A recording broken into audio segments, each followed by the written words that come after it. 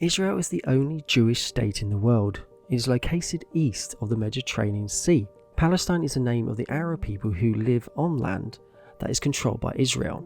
Their long-running conflict has gotten worse since Israel took over the West Bank and Gaza, which has led to many deadly clashes, such as the ones happening today, where hospitals and residential buildings are being bombed and thousands of civilian lives are being lost. To understand how we got here, let's have a sneak peek into the history of the conflict. So without further ado, let's get started. You may be surprised to know that the Israel-Palestine conflict has been going on for thousands of years. In the past, around the 17th century BC, the Jewish patriarchs Abram, Isaac and Jacob moved to what is now Israel, the West Bank, Gaza and parts of Lebanon, Syria and Jordan. They did this with God's help. Over the years, this land has been called the Promised Land, the land of Israel, Palestine and the Holy Land. By 1000 BC, King Saul had set up the Israelite monarchy. King David made Jerusalem his home, and King Solomon built the first temple of Jerusalem. The area became split into the northern kingdom of Israel and the southern kingdom of Judah after King Solomon died. Even though Jews mostly lived in this land, it was attacked many times, reducing the number of Jews living there. In order to cut off the Jews' ties to the area, the Roman Empire changed the name of Judah to Palestine, and Rome was a time when Christianity became a major religion. By the 7th century, Arabs had brought Islam to the area, and the Dome of the Rock in Jerusalem was built on the remains of the Second Temple. Jews, Christians and Muslims all saw this city as holy, but the mistreatment of Christians by the Seljuk Turks led to European Christians to start crusades to take back Jerusalem. A lot of the Jews died or left, mostly to go to Western Europe. The Ottoman Empire, an Islamic superpower, ruled the Holy Land, which people sometimes just call Palestine, from the 1600s into World War I. At the same time, the Zionist movement grew in Europe. Its goal was to create a Jewish state on the land where their ancestors lived. So, by the early 1900s, a lot of the Jews had moved from Europe to this land. After World War I, the lands that used to be part of the Ottoman Empire were split between the British and the French. Britain gave Iraq and Jordan more freedom, but they still had control over what became the British Mandate for Palestine. In 1923, the Britain's Balfour Declaration supported a Jewish state, which made things worse between Jews and Arabs. In the 1930s, Britain limited Jewish immigration because of the growing threat from Nazism. This led to Jewish militias to fight Arabs and resist British control. After the Holocaust, more Jewish refugees came to Palestine, which made things worse between Arabs. Britain started pulling out because it couldn't handle things. After World War II, the UN recommended splitting Palestine into Jewish and Arab areas and making Jerusalem an international city, but the Arabs said no. The Arab forces started to form, and soon after Britain left, Israel declared its independence, which made the conflict between the Jews and Arabs in Palestine worse. After Israel's declaration, Arab League countries like Egypt, Jordan and Syria fought a fierce war to create a united Arab Palestine. After the war ended in 1949, Israel controlled most of ancient Palestine, which included West Jerusalem. East Jerusalem and the West Bank were ruled by Jordan, and Gaza was ruled by Egypt. 75,000 Palestinians had to leave their homes because of this. They called it the catastrophe of Al-Nakba. Rising emotions led to a 60-day war between Israel and its Arab neighbours in 1967. Israelites won and took over more land. As a result, most Palestinian refugees and their children and grandchildren ended up in Gaza, the West Bank, or countries nearby. Peace talks in Oslo and the First Intifada, the Palestinian Liberation Organization or the PLO, became more powerful and started attacking Israel as more Israelis built settlements in Palestinian land.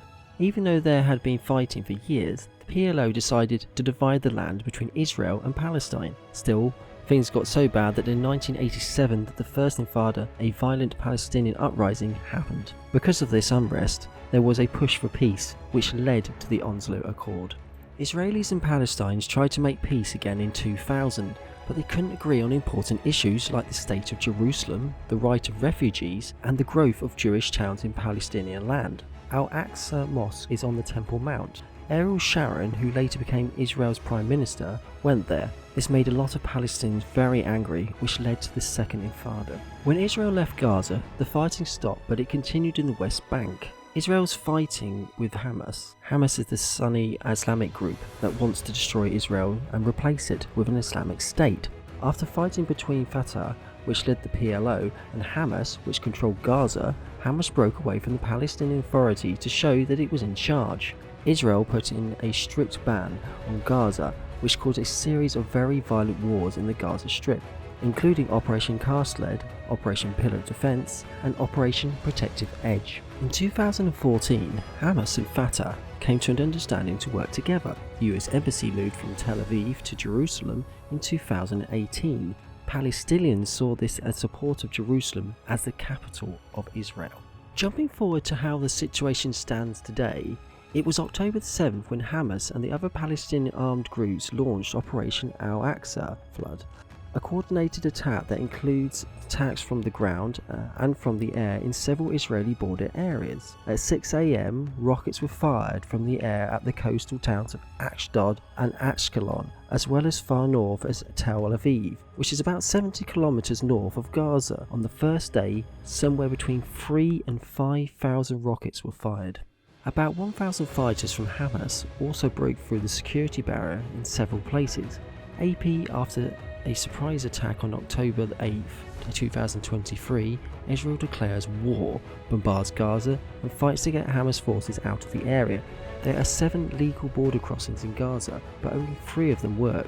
Reports from Al Jazeera on 7 border points in Gaza on June 15, 2022, reports say that Hamas broke through the border by sending in expert troops in hang gliders. These soldiers then used explosives to start tearing down electric fences and walls. It was then said that bulldozers were used to make room for more fighters to enter Israel in several places. After the entry attack, militants struck the southern Gaza headquarters of the Israeli Defense Force, the IDF, and took several military and police buildings. The IDF wasn't ready for Hamas, so its troops were able to move quickly through the border area and get close as 14 miles to the border. A lot of Israeli officers and civilians were killed and captured when other militants struck towns, Kibbutzim and Rhodes. Since then, 85-year-old Israeli woman, who was held by Hamas for 2 weeks, was recently released and had surprising things to say about her kidnapping. Once in Gaza, she said that her captors treated her well, giving her and other captors the same food they ate and bringing in a doctor to provide medicine. They treated us gently and provided all our needs, she said, when questioned about the reasons for shaking the hand of one of the captors at the moment of release. What's happened since the attack by Hamas though? The IDF launched Operation Iron Sword to take back the land from Hamas, along with a border between Gaza and Israel. Fighting broke out in many places. In the border town of Sderot, Hamas fighters took over the police station. As of Monday, October 9th, fighting between the IDF and Hamas was still going on. Militants who were hiding out in several places east of Gaza were fighting with guns with Israeli troops. In the Gaza Strip, the IDF started attacking residential areas as well as buildings they claimed they thought were homes to the Hamas leaders. It is said that Israeli fighter jets hit more than 1,000 targets, such as the main office of a radio station, homes and churches. As a response, Israel has killed and hurt hundreds of people in Gaza, according to the BBC on October 9, 2023. Most of the town of Beit Hanan, which is the northeast corner of Gaza, was destroyed by airstrikes. The Jabalia refugee camp is just north of Gaza City. On October 9th, an airstrike on a marketplace there killed over 50 people. Besides Gaza, fighting was also seen in the West Bank. At least 11 people were killed in fighting, which included 3 armed fights between Palestinian extremists and Israel, 2 failed knife attacks, and shooting at Palestinians who were rioting without weapons. On Sunday and Monday, gunfire went back and forth between the IDF and Hezbollah in Lebanon, which is across from the border. On Monday, Palestinian Islamic Jihad, or PIJ, fighters tried to get into Israel from the northern border with Lebanon. Israel attacked the area with helicopters, killing a number of them.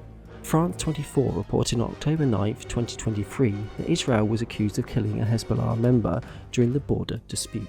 Soon after the strikes, the Israeli government started getting ready for war. Up to 300,000 reservists were called up and people were removed from a number of settlements close to the border with Gaza. The next day, Israel's defense minister announced the complete closure of Gaza, which would stop food and fuel from coming in and cut off the area's power. The situation as it stands today is nothing short of a humanitarian crisis for the innocent people living in Gaza.